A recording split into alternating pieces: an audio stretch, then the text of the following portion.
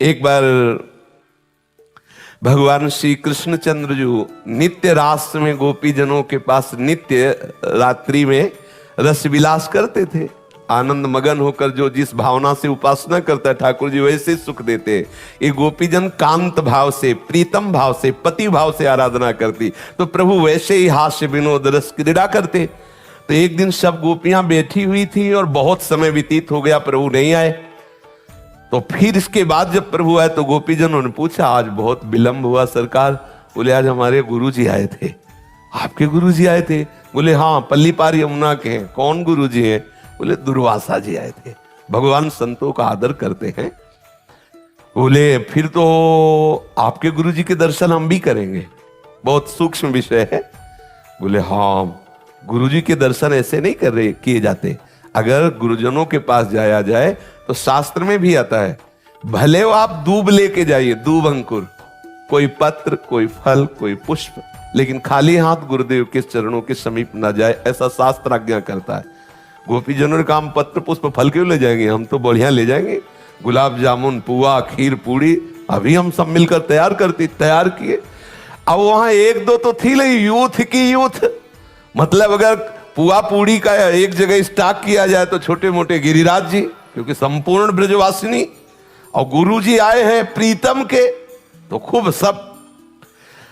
जब चली तो उनका प्रीतम, एक बात बताओ, यमुना जी बढ़ी हुई है और रात्रि का समय नाविक मिलना तो मुश्किल, और नाविक भी मिलेगा तो सुबह तक पार हो पाएंगे, क्योंकि एक दो तो है नहीं।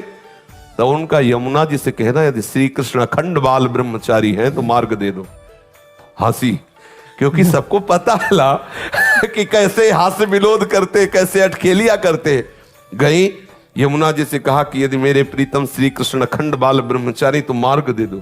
यमुना जी हट गई, पूरा थल की तरह जल एकदम हटकर सूख गया और निकल गई। आश्चर्य हुआ कि भगवान कैसी बात कर रहे हैं। दुर्वासा जी के पास गई, प्रणाम किया और कहा, महाराज ये भोग स्वीकार करो। बोले, आ डालो। अब वो मुंह बगाड़ दिए, सब डालते, सब इतना किनका भी नहीं बचाओ, सब पहाड़ के पहाड़ और सब पा गए। प्रणाम किया, बड़े आश्चर्य में महात्मा है, शरीर हड्डी हड्डी, पेट कहीं दिखाई नहीं दे रहा, चिपका हुआ, और मनो खीर पुआ सब पा गए। बोले, महाराज यमुना जी बाढ़ी हुई, लौट के जाने। बोले, आई कैसे थी? बोले, प्रभु ने कहा था कि अगर हम अखंड बाल ब्रह्मचारी हैं तो मार्ग दे दो। तो बोले, जाओ यमुना जी से कह दो कि दुर्वासा ने यदि दूब के अंकुर के सिवा अपनी जबान में कभी कुछ रखा ना हो तो मार्ग दे दो। गोपिका हंस पड़ी, बोले, मान गए गुरु चेला दोनों झूठे। वो कहते अखंड बाल ब्रह्मचारी, अभी मनोपुआ खीर खा गए, और कह रहे दुर्वासा ने दूब का रस के सिवा और कभी कुछ आहार न किया हो तो मार्ग दे दे। गई, जाके यमुना जी से कहा कि अगर दुर्वासा जी ने कभी दुर्वांकुर के रस के सिवा को जिह्वा में न रखा हो तो आप मार्ग। यमुना जी हट गए, आश्चर्यचकित हुई और जाके प्रभु से कहा कि प्रभु आपके गुरु जी के दर्शन किए तो एक प्रश्न खड़ा हो गया, जैसे गुरु वैसे ही चेला। तो प्रभु ने कहा, ऐसा क्या? अब बोले, बाहु प्रसार परिरम्य कराल को जो रास में वर्णन है, कौन सा ऐसा रस क्रीड़ा है जो आप ना खेलते हो? स्पर्श करना, आलिंगन, चुम्बन, परिरंभन आदि सब। फिर आप ब्रह्मचारी कैसे? ब्रह्मचर्य का तो बिल्कुल अलग स्वरूप होता है। और हमारे सामने पुआ पकौड़ा, खीर और सब रस मलाई सब पा गए, और कहते दुर्वांकुर के सिवा जिह्वा में कुछ न रखा हो। तब इसी बात को प्रभु ने बताया कि जो अहम शून्य महात्मा है, जिनका अहम पूर्ण रूप से लय हो चुका है परम तत्व में, उन्होंने नहीं पाया। तुम्हारी इच्छा थी, तुमने उनको ऐसे डाल, तो पूरे सृष्टि के मुख में जैसे जा रहा है ऐसे उनके मुख में जा रहा है। वो अहम भोक्ता बन के नहीं पा रहे, इसलिए उन्होंने नहीं पाया। आपकी दृष्टि में पवाया गया, आपकी दृष्टि में वो पाए, लेकिन स्वयं ना उनकी इच्छा है ना वो भोक्ता है, इसलिए उन्होंने नहीं। इसलिए उनका वचन सत्य है, स्वयं में कभी आहार रूप से स्वीकार करते हैं तो केवल दूब का अंकुर, और हम स्वप्रतिबिंब विभ्रमा।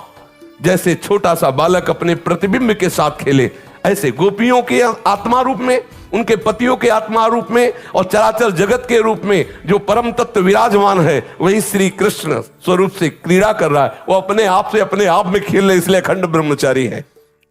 स्वप्रतिबिंब विभ्रम, जैसे छोटा सा बालक कांच के मंदिर में अपने ही प्रतिबिंब से खेलता है, ऐसे गोपी नाम च तत्पति नाम सर्वेशाम में उच्च। गोपियों के पति और सब चराचर जगत की जो आत्मा है वही अपने आप में खेल रहा है, इसलिए अखंड ब्रह्मचारी। तो हमको अपने कर्मों का फल इसलिए भोगना पड़ता है कि हम अपने कर्म मानते हैं और हम स्वयं अहम से एक शरीर में सीमित हो गए हैं, इसलिए भोक्ता बनना ही पड़ेगा, जबरदस्ती बनना पड़ेगा। यदि आप कर्ता बनेंगे और आप कुछ ना बनो तो देखते रहो जो कुछ हो रहा है, आप जीवन मुक्त हो जाओगे।